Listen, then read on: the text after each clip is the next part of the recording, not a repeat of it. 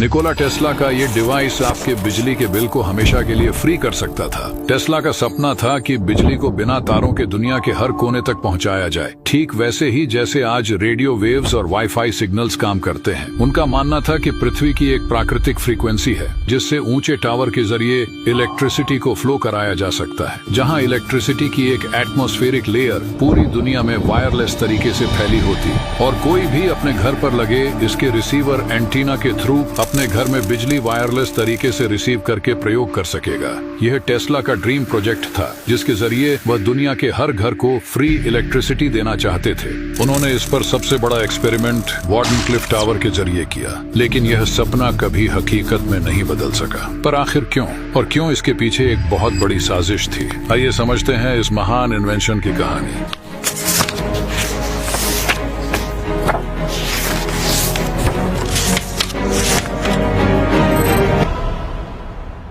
कहानी की शुरुआत होती है 1901 में, जब टेस्ला ने अमेरिका के लॉन्ग आइलैंड में एक विशाल टावर बनाया जिसे वार्डनक्लिफ टावर कहा गया। उनका मानना था कि अगर इलेक्ट्रिसिटी को पृथ्वी की प्राकृतिक फ्रीक्वेंसी पर डालकर एम्पलीफाई किया जाए तो इसे बिना तारों के पूरी दुनिया में फैलाया जा सकता है। उनकी कल्पना के मुताबिक यह टावर एक तरह का पावर स्टेशन होता जो बिजली को एटमॉस्फेरिक कंडक्टिविटी लेयर के जरिए दुनिया के हर कोने तक पहुंचा सकता था। उनके इस आइडिया का एक आधार यह भी था कि पृथ्वी की एक ऊपरी लेयर जिसे आयनोस्फेयर कहा जाता है वह इलेक्ट्रिसिटी के लिए उच्च क्षमता वाली कंडक्टर की तरह काम कर सकती है। टेस्ला ने यह भी साबित किया था कि बिजली को दूर तक भेजना संभव है। उन्होंने अपने प्रयोगों में 200 बल्ब बिना किसी तार के जलाए और यहाँ तक कि उनके हाथ में मौजूद बल्ब भी बिना किसी कनेक्शन के रोशनी दे रहा था। लेकिन सवाल यह था कि अगर वायरलेस एनर्जी ट्रांसफर हो सकता है तो इंसानों को करंट क्यों नहीं लगेगा? टेस्ला ने इसका भी हल निकाल लिया था। उन्होंने हाई फ्रीक्वेंसी इलेक्ट्रॉन्स का उपयोग किया जो शरीर की ऊपरी सतह से गुजरते हुए सीधे पृथ्वी में चले जाते थे। इसे स्किन इफेक्ट कहा जाता है, जिससे इंसानों को नुकसान नहीं होता। उनका मानना था कि यह टेक्नोलॉजी इतनी क्रांतिकारी होगी कि दुनिया में युद्ध खत्म हो सकते हैं और इंसान विज्ञान में तेजी से आगे बढ़ सकता है। लेकिन कुछ लोगों को उनका यह डिवाइस खास पसंद नहीं आया। टेस्ला को अपने इस प्रोजेक्ट के लिए बड़ी फंडिंग की जरूरत थी।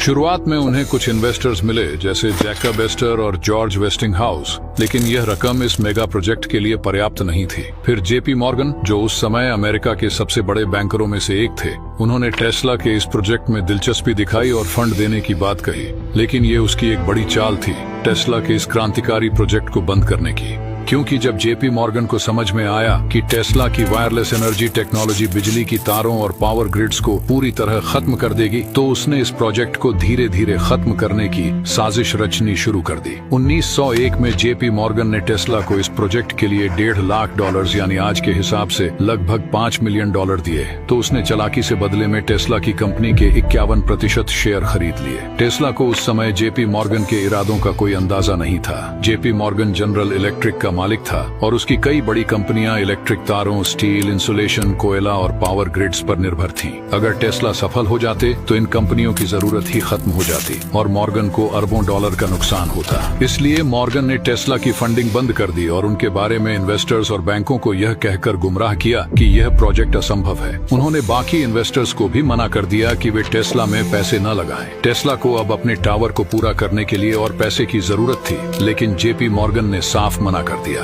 उन्होंने अपने पत्र में टेस्ला को लिखा, मुझे तुम्हारा खत मिला, लेकिन मुझे इस प्रोजेक्ट में कोई दिलचस्पी नहीं है। अब टेस्ला के पास कोई रास्ता नहीं था। उनके पास अपने खुद के शेयर बेचने तक के पैसे नहीं थे। उन्होंने सिर्फ 166 फीट ऊंचा टावर खड़ा किया जो उनकी योजना से बहुत छोटा था। इस टावर का ऊपरी हिस्सा कॉपर और स्टील से बना था, जिसमें अल्ट्रावायलेट लाइट्स लगाई गई थी ताकि इलेक्ट्रिसिटी आयोनोस्फीयर तक आसानी से पहुंचे। लेकिन अब जेपी मॉर्गन ने बाकी फाइनेंसरों को भी टेस्ला से दूर कर दिया और धीरे धीरे उनका पूरा सपना बिखरने लगा।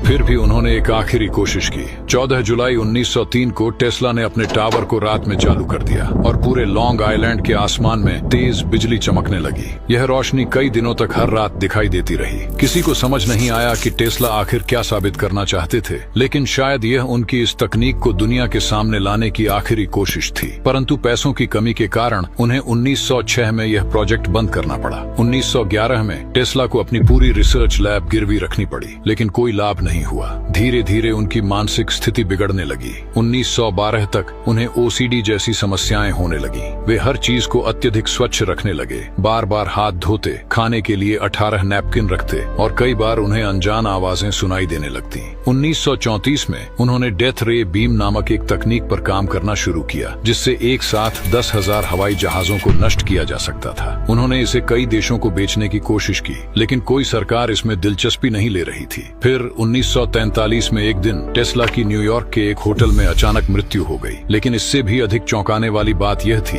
कि अमेरिकी सरकार और CIA ने उनकी सभी शोध सामग्रियों, दस्तावेजों और नोट्स को जब्त कर लिया। इन दस्तावेजों में उनके वायरलेस ऊर्जा संचार और कई अन्य क्रांतिकारी आविष्कारों की जानकारियां थी। लेकिन आज तक कोई नहीं जानता कि उनके शोध पत्र कहां गए और अमेरिकी सरकार ने उनके साथ क्या किया। टेस्ला का सपना था कि बिजली दुनिया के हर कोने तक बिना किसी तार के पहुंचे, लेकिन JP मॉर्गन और अन्य व्यापारिक दिग्गजों के लालच ने इसे हकीकत बनने से रोक दिया। अगर यह तकनीक सफल होती तो आज दुनिया में शायद मुफ्त बिजली होती और मानवता विज्ञान में कहीं आगे बढ़ चुकी होती। लेकिन टेस्ला की विरासत कभी नहीं मरी। आज भी दुनिया भर के वैज्ञानिक उनकी खोजों को समझने और दोबारा जीवित करने की कोशिश कर रहे हैं। वीडियो जरा भी इंफॉर्मेटिव लगा हो तो लाइक जरूर कीजिएगा और सोचिएगा कि क्या टेस्ला की वायरलेस एनर्जी ट्रांसफर तकनीक को एक दिन फिर से खोजा जा सकेगा, या फिर यह हमेशा के लिए इतिहास के पन्नों में ही दबी रह जाएगी। और विज्ञान की इस रहस्यमयी कहानी को अपने दोस्तों के साथ शेयर कर इस पर चर्चा जरूर करिएगा।